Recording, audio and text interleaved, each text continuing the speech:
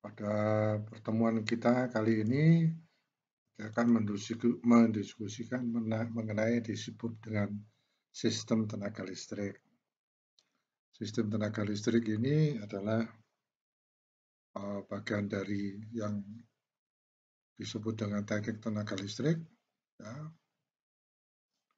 yang membahas bagaimana energi listrik dihasilkan, kemudian dikirim, didistribusikan sampai kepada konsumen. Kalau kita melihat mudah sekali ya, diproduksi, dikirim, kemudian didistribusikan. Tetapi yang perlu kita lihat lebih dalam lagi adalah banyaknya, bukan masalah ya, jadi banyak hal-hal yang perlu dipikirkan karena yang disebut dengan pembangkit listrik besar itu um, terdiri dari bermacam-macam penggerak utama. Ya, ada yang air, uap, ya, mungkin nuklir atau juga uap itu ya, tenaga diesel dan sebagainya, dan masing-masing mempunyai kapasitas pembangkitan yang berbeda. Ya, itu nanti yang akan dibahas secara garis besar di topik teknik tenaga listrik. Baik, sebelumnya kita lihat dulu bagaimana jalannya atau sejarah dari teknik tenaga listrik ini. Industri tenaga listrik membentuk dan memberikan kontribusi bagi kesejahteraan, kemajuan teknologi untuk umat manusia. Ya. Saya kira Anda tahu semuanya itu. Ya. Sementara ini kelihatannya kita sangat tergantung pada listrik. Ya. Mati sebentar tuh rasanya sudah semua jadi gelap. Ya. Pertumbuhan konsumsi energi listrik di dunia sangat fenomenal. Luar biasa. Ini saya mengambil dari ensiklopedia. Ya. Di Amerika Serikat misalnya, penjualan energi listrik telah tumbuh lebih dari 400 kali lipat dalam periode antara pergantian abad dan awal 1970-an. Wah, cukup lama ini ya. Sekali lagi saya ambil ini dari ensiklopedia. Laju pertumbuhan ini 50 kali lipat dari laju pertumbuhan di semua bentuk energi lain yang digunakan selama periode yang sama. Ya, kapasitas kilowatt terpasang per kapita di AS diperkirakan mendekati 3 kilowatt. Ya, ini adalah kalau per kapita itu adalah secara rata-rata masing-masing manusia di Amerika Serikat itu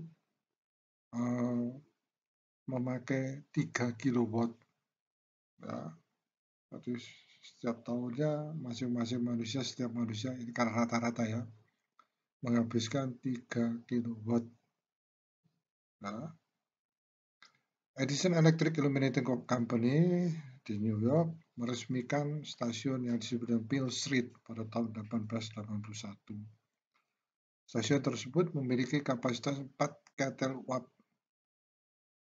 ya, dengan kemampuan daya 250 HP yang memasok uap ke 6 set. Sebetulnya ini generator ya, dinamo mesin, generator pembangkit ya, listrik. Seperti Anda bayangkan ya, daya kuda itu kalau ke HP itu berapa, Anda hitung sendiri ya. 1 kilowatt itu berapa HP ya. Anda ingat atau kalau nggak ingat buka lagi referensi ya. Sistem Edison menggunakan jaringan distribusi bawah tanah. Ini ya. Kalau kita lihat sekarang sudah semrawut, tapi dulu sudah dipikirkan ya bagaimana penghantar listrik itu di bawah tanah ya. Tapi pada waktu itu tegangannya ada 110 volt DC, direct current. Ya. Saya tidak tahu ya, saya melihat DC ada yang pakai huruf besar, tapi di ensiklopedia ini saya melihat DC itu pakai huruf kecil. Ya, jadi saya pakai, tapi yang dimasukkan di sini adalah direct current atau arus arah. dengan konduktor tembaga yang diisolasi dengan pembungkus rami. Ya, sebetulnya istilah rami itu tepatnya apa ya? Ya seperti rami lah. Jadi kabel itu dibungkus sebagai isolatornya. Pada tahun 1882, generator berpenggerak roda air pertama dipasang di Appleton, Wisconsin. Roda air yang dimaksud itu adalah water wheel ya, ini belum turbin air ya. Jadi kincir air betul. Nah, tegangan rendah sirkuit membatasi area layanan stasiun pusat dan akibatnya stasiun pusat berkembang luas di seluruh wilayah metropolitan. Artinya eh, masing-masing punya pembangkit kecil-kecil. Nah, penemuan trafo, wah ini yang penting sekali ya, yang kemudian dikenal sebagai induktorium, ya, memungkinkan adanya sistem alternating current atau AC. Sekali lagi saya tulis huruf kecil karena di Wikipedia tersebut ditulis dengan huruf kecil. Nanti pada akhir pertemuan ini saya akan tampilkan referensi-referensi yang dimana saya dapatkan informasi ini. Sistem distribusi AC praktis pertama di AS dipasang oleh W. Stanley di Great Barrington, Massachusetts pada tahun 1866. Jadi ini begini ya, kita melihat sejarah ini bagaimana berkembangnya sejarah mengenai teknologi ketenagaan listrik ini ya. Kenapa? Karena kalau kita lihat bagaimana orang memikirkannya sehingga itu berkembang seperti saat ini.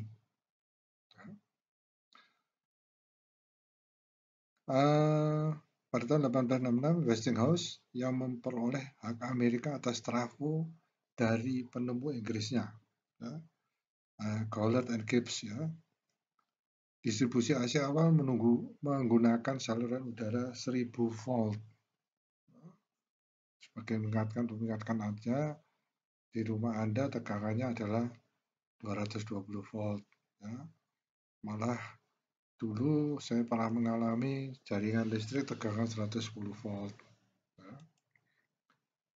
Penemuan Nikola Tesla tentang motor induksi pada tahun 1888 membantu menggantikan motor DC dan mempercepat kemajuan dalam penggunaan sistem AC dari direct current menjadi alternating current. Sistem AC fase tunggal single phase Amerika pertama dipasang di Oregon ya pada tahun 1889. Perusahaan Edison California Selatan memberikan sistem 3 fase dengan masing-masing fase itu 2,3 kilovolt. Loh Pak, kenapa kok kita bicara mengenai satu fase, 3 fase? Inilah adalah perkembangan supaya kita tahu kapan munculnya ini ya pembangkit 3 fase ini. Ya, pada tahun 1893. Mengapa ada muncul 3 fase? Nah, dari sejarah ini kita tahu sehingga kita melihat bahwa ada pembangkit listrik yang sekarang pada umumnya membangkitkan 3 fase. Apa itu 3 fase? Nanti akan kita diskusikan pada pertemuan mendatang. Pada tahun 1895, Philadelphia memiliki sekitar 20 perusahaan listrik dengan sistem distribusi yang beroperasi pada DC, 2 kawat, ya, 100 volt dan 500 volt. Ya. Ini semacam semacam 2 fase, tapi berbeda. Ya, karena tegangannya ada 100 volt dan 500 volt. Ya, satu generator bisa membangkitkan listrik dengan 2 macam tegangan, 100 volt dan 500 volt. Nah, kemudian ada DC 3 kawat, ya, tegangannya 220. Ya. Sekarang jarang kita ketemukan ini, yang kita tahu sekarang adalah di sistem pelistrikan di kota tegangannya adalah 220 dan 3 fase, 3 kawat. Ya. Nah, di sini pada waktu itu 3 kawat ini semua fase tunggal. Ya. Kemudian ada 2 fase dan sekarang 3 fase. 3 kawat ini bukan 3 fase, masing-masing kawat dibangkitkan sendiri. Ya. Nanti kita lihat ya 3 kawat 220 itu bagaimana dengan 3 kawat 3 fase itu apa maksudnya. Ya, nanti akan kita diskusikan. Ya, atau sebagai begini, 3 fase ini adalah listrik yang sama tegangannya yang dibangkitkan oleh satu generator.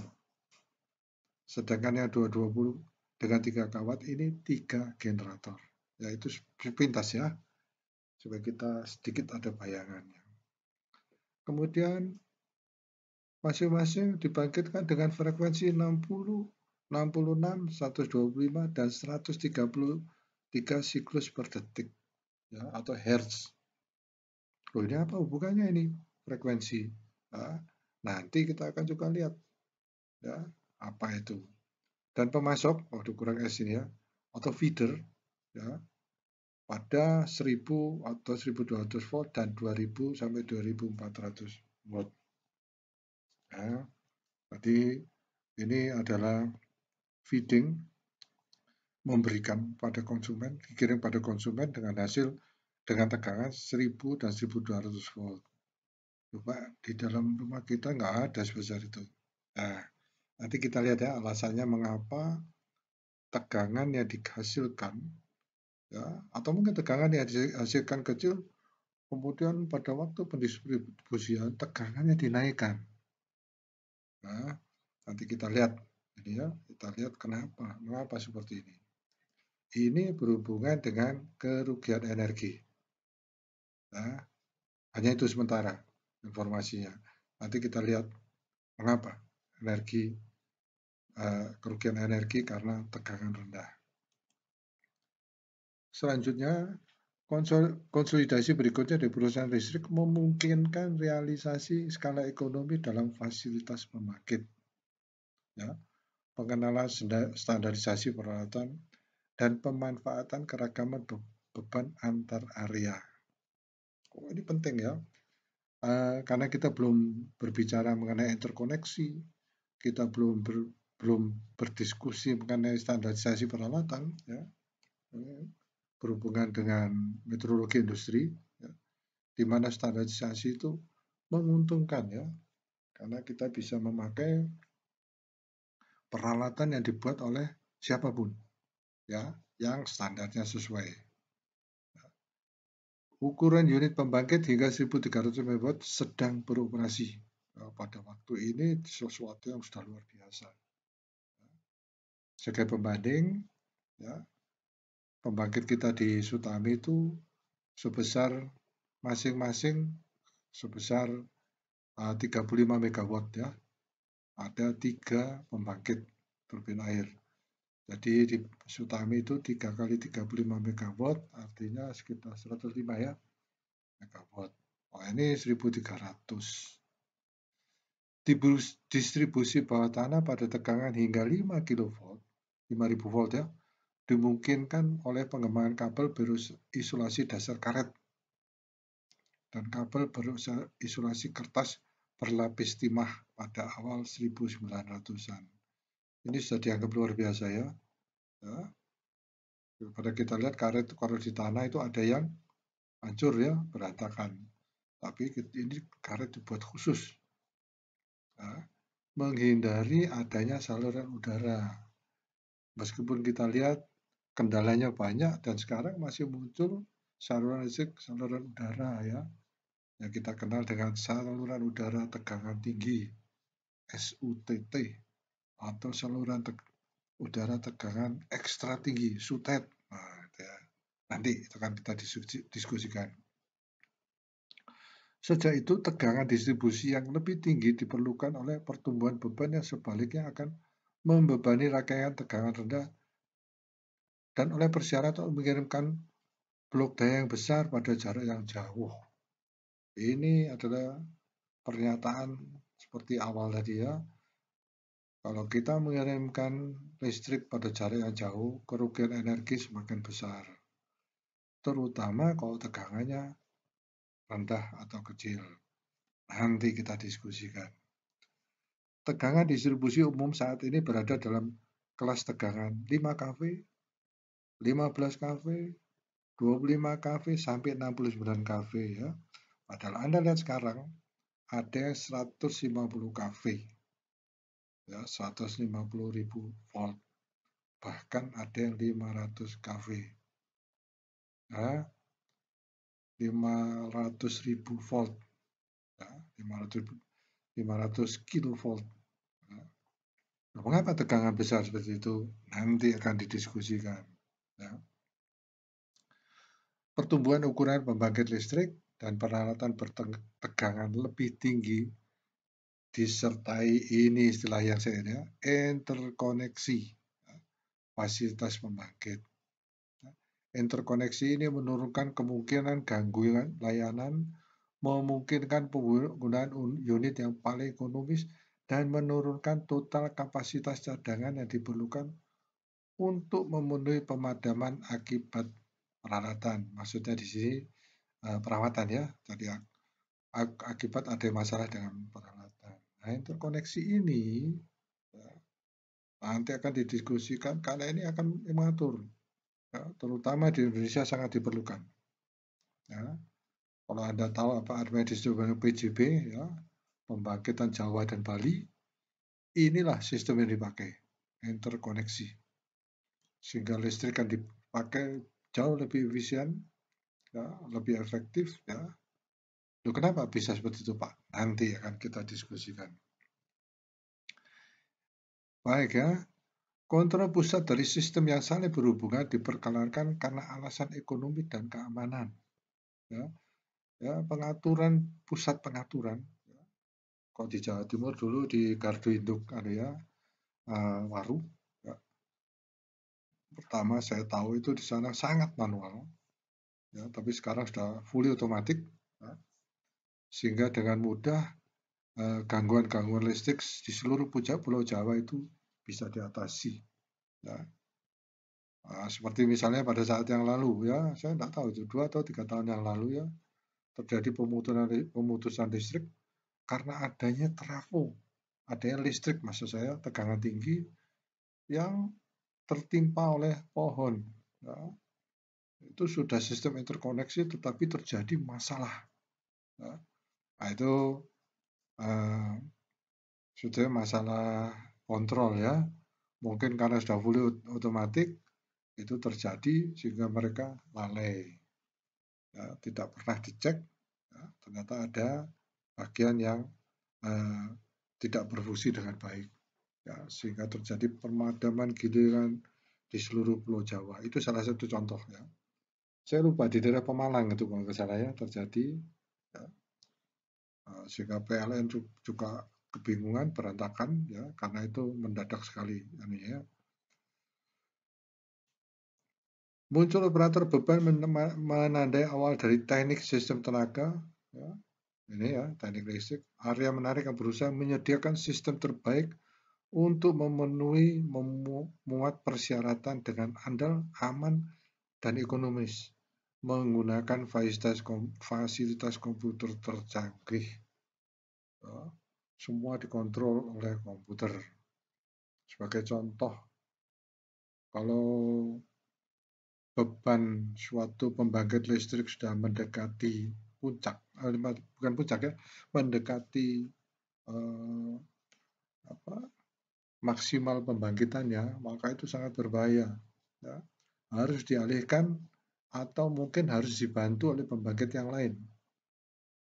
Misalnya Karangkantis membangkitkan 105 kW.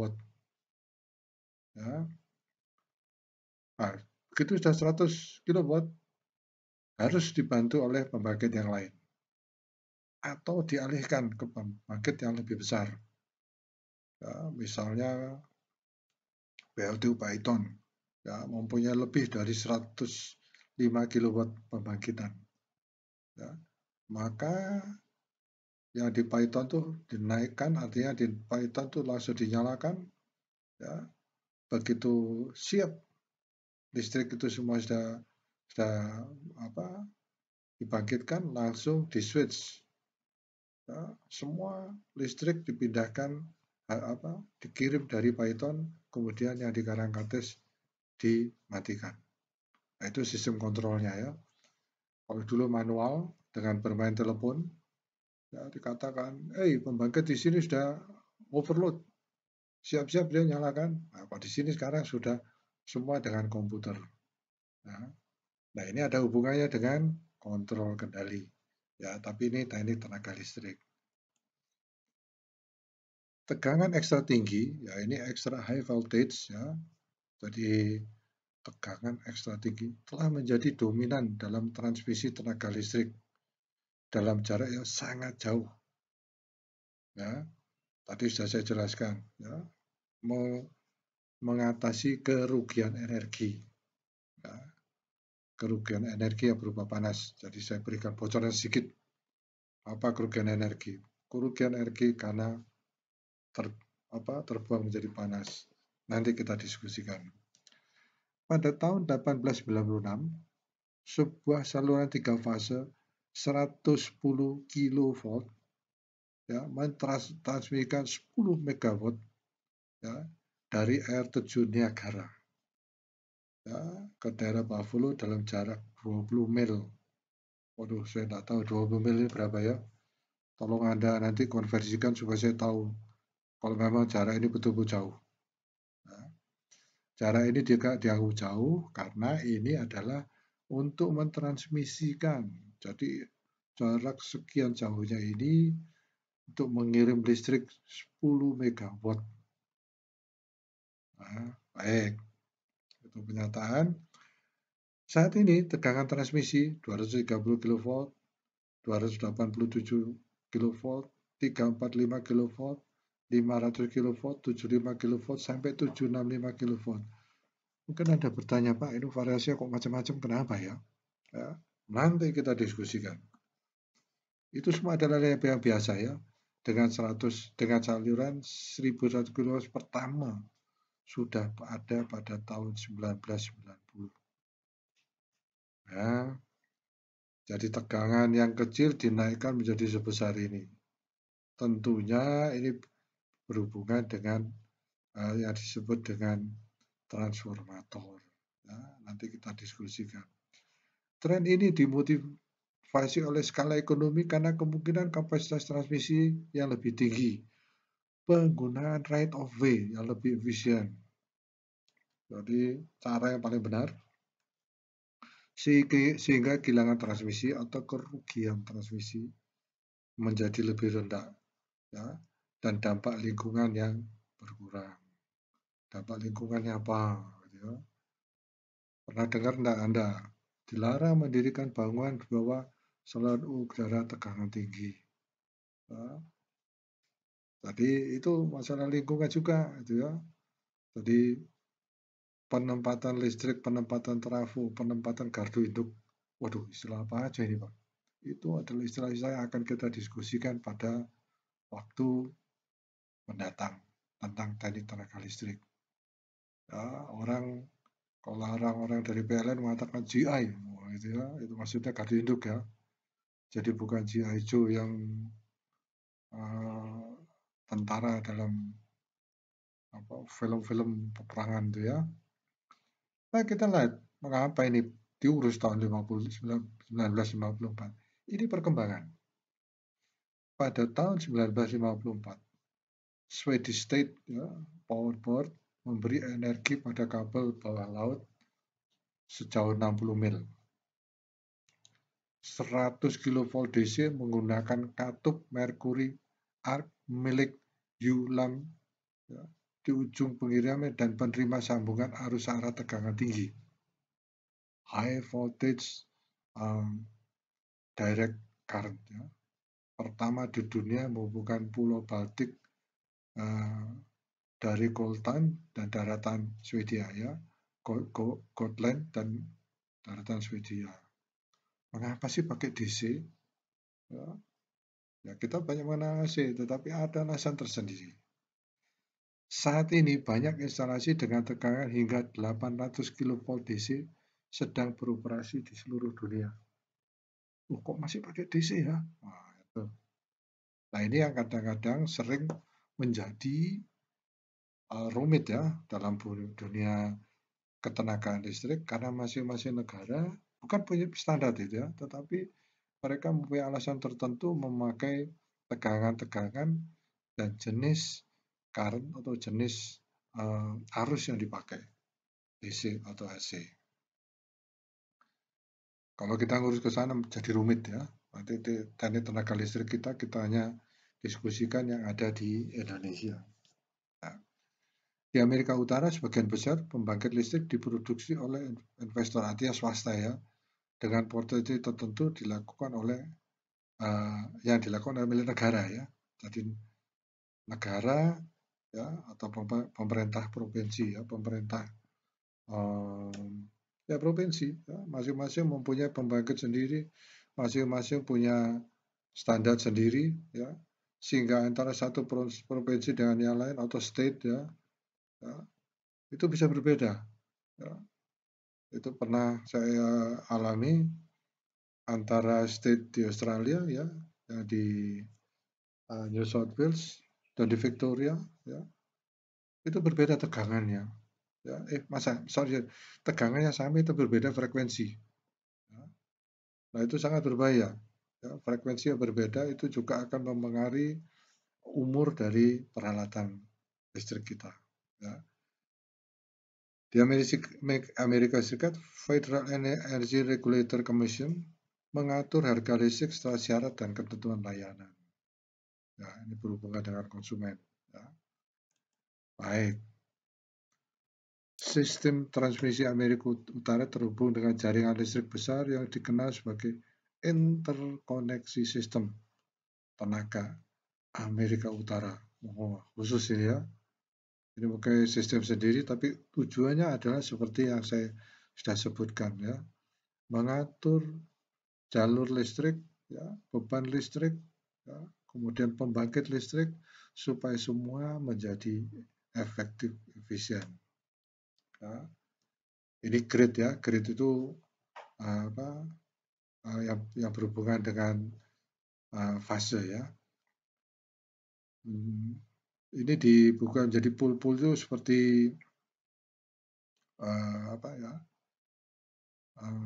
pengumpulan ya, terdiri dari beberapa pembangkit. Beberapa pembangkit itu diatur sendiri oleh sistem interkoneksi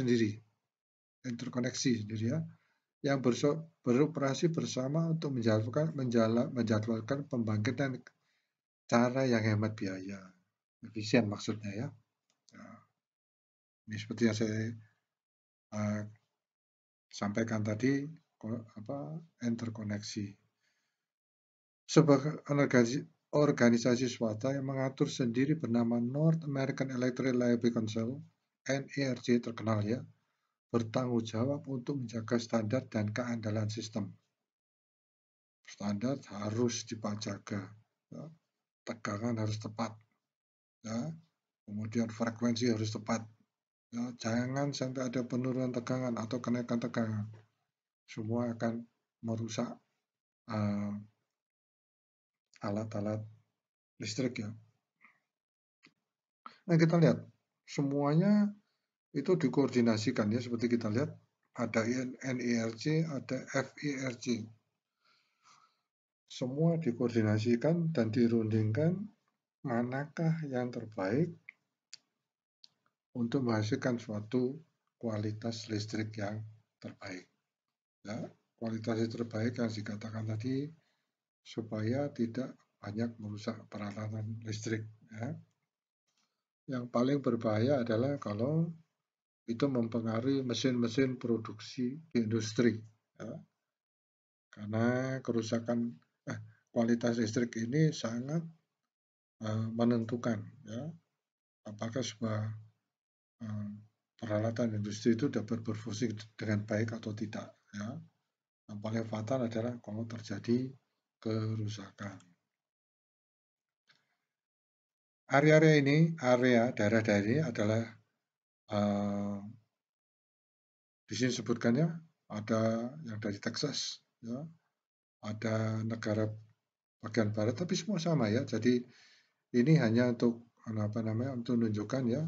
Sementara yang saya tahu itu interkoneksi di Indonesia itu di Sumatera sudah mulai dilakukan, tapi yang paling lengkap itu adalah Jawa dan Bali. Ya. Saya informasi mengenai interkoneksi di Kalimantan kurang tahu dan saya lupa untuk mencari informasinya.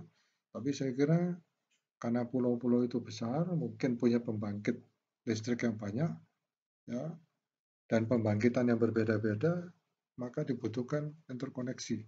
Ya.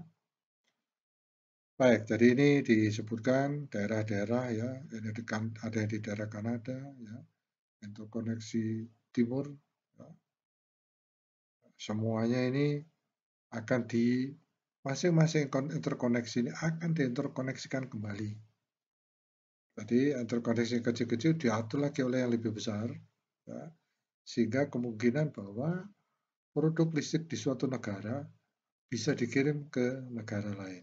Nah, itu salah satunya ya yang akan kita diskusikan di teknik tenaga listrik. Area yang terpisah secara elektrik saling bertukar tapi tidak disinkron secara elektrik. Nah, waduh, bagaimana ini ya? Jadi masing-masing akan mengatur begitu listrik masuk negaranya, ya, dari negara lain, disinkronkan, frekuensinya disesuaikan, tegangannya disesuaikan, dan sebagainya. Itu sistem interkoneksi yang lebih rumit lagi.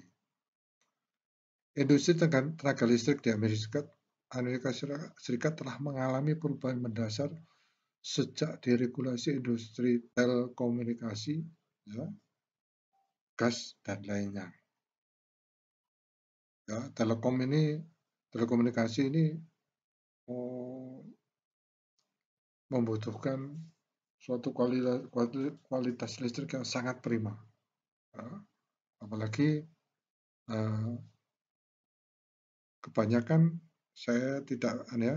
kebanyakan yang dipakai arusnya itu adalah yang direct ya, kayak current ya, sehingga bagaimana caranya listrik yang diproduksi alternating current itu diubah menjadi direct current. Ya. Nah, itu harus mempunyai suatu kualitas listrik yang prima. Ya, bisnis pembangkitan dengan cepat menjadi maju ya, banyak ya gitu ya, ya didorong oleh kebutuhan konsumen. Industri tenaga listrik dicirikan oleh entitas yang lebih besar dan terintegrasi secara vertikal. Artinya, seperti yang saya katakan tadi ya, masing-masing interkoneksi mengatur masing-masing untuk daerahnya ya, negara bagiannya, bahkan negaranya.